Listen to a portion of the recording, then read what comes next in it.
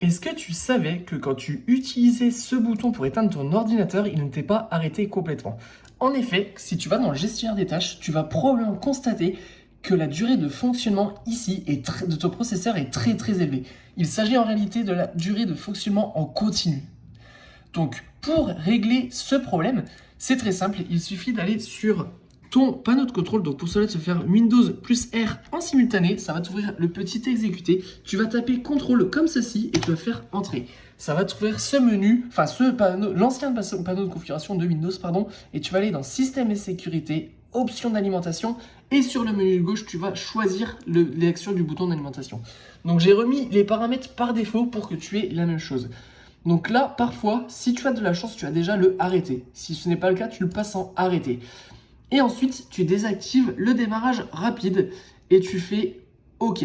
Enfin, enregistrer. Alors, le démarrage rapide est mis en recommandé par défaut et est mis par défaut car en fait, il s'agit d'un paramètre qui te permet de laisser ton processeur tourner pour qu'il démarre plus rapidement. La consommation d'électrique ne vaut pas le temps que ça te gagne au démarrage. Voilà, une fois que tu en es là, on va créer un raccourci parce que ce bouton-là ne fonctionne toujours pas. Et oui, là-dessus, Windows est une fraude.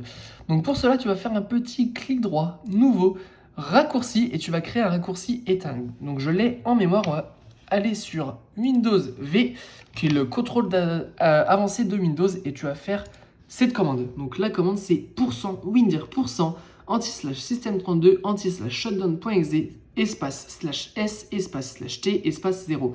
Là, tu vas faire suivant et terminé. Et oui, mon raccourci existe déjà. Donc voilà. Alors moi, je n'aime pas trop le logo parce que ce logo est pas beau, donc je vais le changer. Tu vas faire propriété pour le changer et tu vas faire changer d'icône. Donc là, il va te dire qu'il n'y a pas d'icône qui existe, c'est normal, tu fais OK. Et là, tu vas prendre l'icône que tu souhaites. Moi, je vais prendre l'icône arrêter. Voilà, donc on va tester ça, et pour tester ça, je vais tout simplement faire double clic dessus. Voilà, je viens de redémarrer le PC, on va se rendre dans le gestionnaire des tâches et regarder notre temps de démarrage du processeur, et voilà, on est bien à 30 secondes, c'est le temps, c'est le temps que j'ai mis pour démarrer le PC et tout ça, donc c'est bien fonctionnel.